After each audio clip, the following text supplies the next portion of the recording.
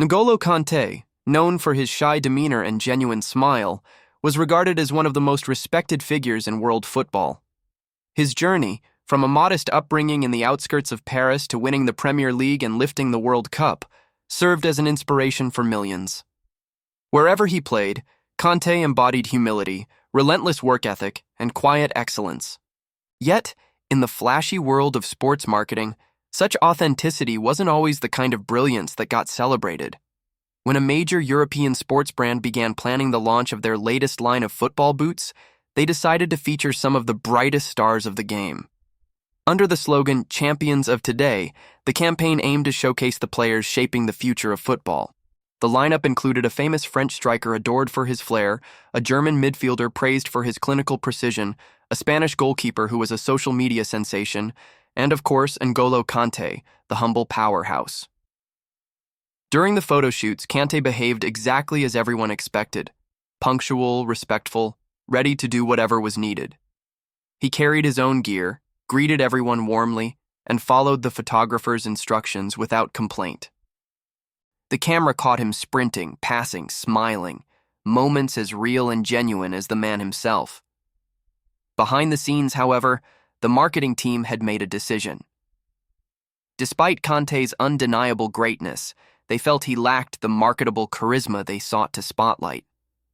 In closed meetings, executives discussed the need for impactful imagery and captivating faces, and concluded that while Kanté was brilliant on the field, he wouldn't draw the kind of attention they were targeting. Thus, when the final advertisements were produced, Kanté appeared only in the background. In the official images and videos, he was seen blurred out while passing the ball, running at a distance, or celebrating quietly behind players who occupied the center of the frame. When the campaign launched publicly, the initial response was largely positive. Dazzling slow-motion shots and punchy slogans easily captivated the casual audience. But it didn't take long for more attentive fans, those who admired Kanté's tireless performances, to notice something unsettling. Where was Kanté's spotlight? Little by little, murmurs grew online. Fans began posting screenshots where Kanté barely appeared, highlighting his unfair treatment. Memes and edits started circulating, some humorous, others deeply critical. The campaign, meant to celebrate football's finest, was quickly becoming a symbol of how easily true greatness could be overlooked in favor of superficial appeal. The outrage online continued to build, growing louder with each passing day. Every time the brand posted a new advertisement or update, the comment sections exploded with criticism. Where is Kanté? Respect the real hero. Why hide the one who does all the real work? Fans, influencers, and even respected journalists joined the chorus of discontent. The hashtag #DrosterRespectKanté went viral, amassing millions of posts and shares. Creative fans produced edited versions of the original ads, placing Kanté at the center where he truly belonged.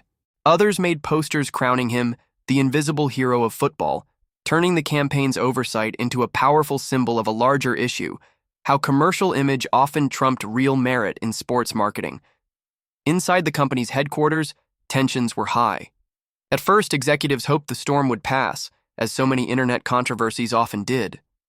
But it soon became clear this backlash was different. Sales figures for the new product line were beginning to slip, and rival brands seized the moment, launching their own ads celebrating authenticity and humility. The brand's leadership realized they needed to act quickly. Discreetly, they reached out to Kanté's representatives, proposing he take a starring role in a revised campaign. True to his nature, Kanté politely declined. He had no interest in chasing publicity. His passion remained firmly rooted in the game itself and in his commitment to his teammates. His agents, however, made it clear Kanté would gladly support initiatives that promoted teamwork, perseverance, and sincerity, but not reactionary campaigns seeking to fix bad press.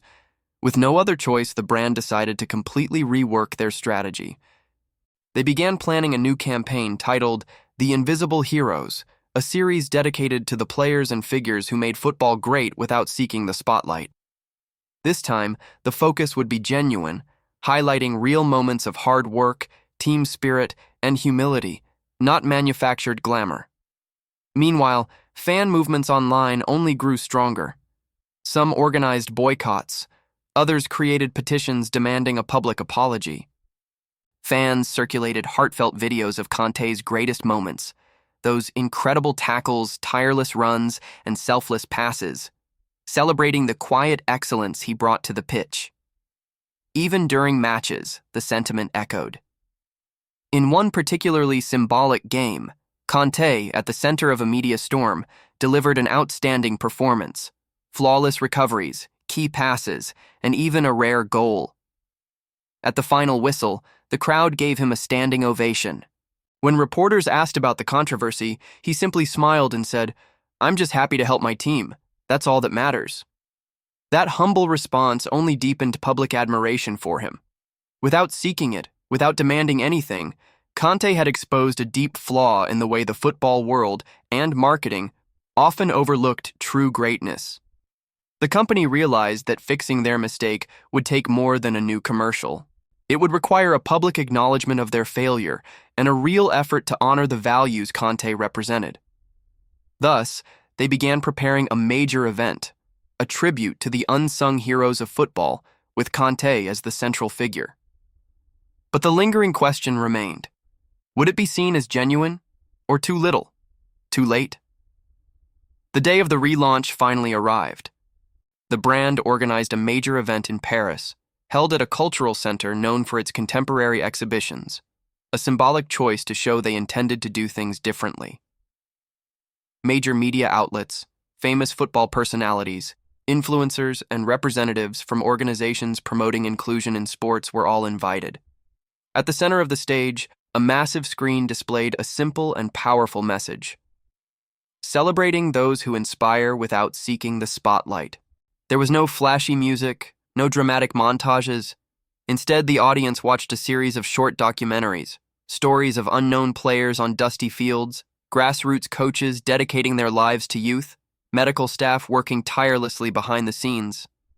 Among these stories was that of N'Golo Kanté, told with humility and sincerity, without any artificial glorification. Then came the unveiling of the new commercial.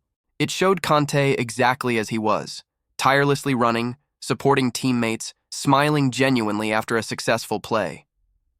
No slow-motion glamour shots, no heavy slogans, just authentic moments captured simply. The ad ended with a quiet line. True heroes don't need to be seen to shine. When the lights came back on, the brand's marketing director stepped onto the stage. Speaking plainly, he acknowledged their failure. "We made a mistake. We forgot that true greatness isn't measured by followers or flash.